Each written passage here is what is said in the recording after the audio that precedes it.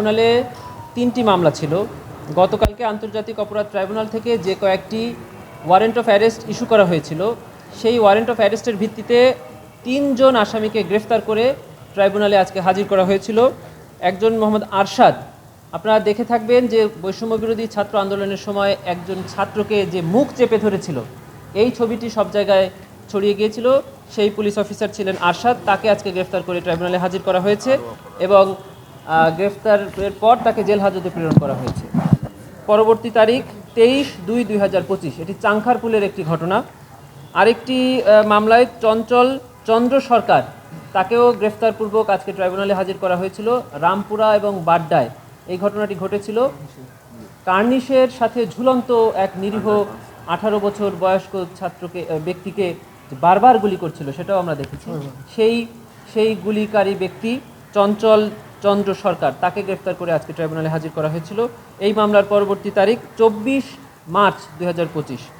আরেকজন আসামি এম মইনুল ইসলাম, সে মিরপুরের ঘটনায় অভিযুক্ত, তাকেও ট্রাইব্যুনালের গ্রেফতারি পরোয়ানা মূলে গ্রেফতার করে আজকে ট্রাইব্যুনালে হাজির করা হয়েছে।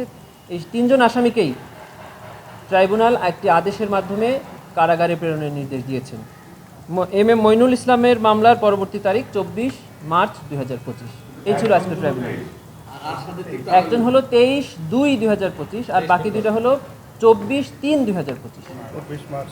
ঠিক আছে। আরশাদ হলো চাংখারপুলের মামলায়, যে মামলার একজন আসামি সুজন হোসেন, সে এখন গ্রেফতারে। 3 জন আসামিকেই গতকালকের জারিকৃত ওয়ারেন্ট মূলে গ্রেফতার করে আজকে ট্রাইব্যুনালে হাজির করা হয়েছে। যে অভিযোগের বিষয়ে আমরা আপনাদেরকে এই মুহূর্তে বলছি না, যখন তদন্ত প্রতিবেদন দাখিল হবে তখন আমরা এই বিষয়ে এই নিয়ে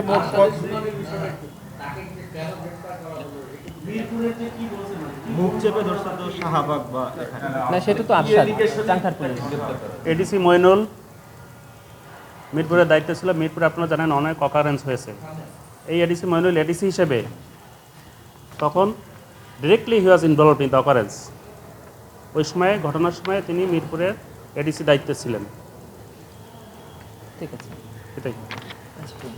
এই নিয়ে মোট কতজন আসামি গ্রেফতার হলো?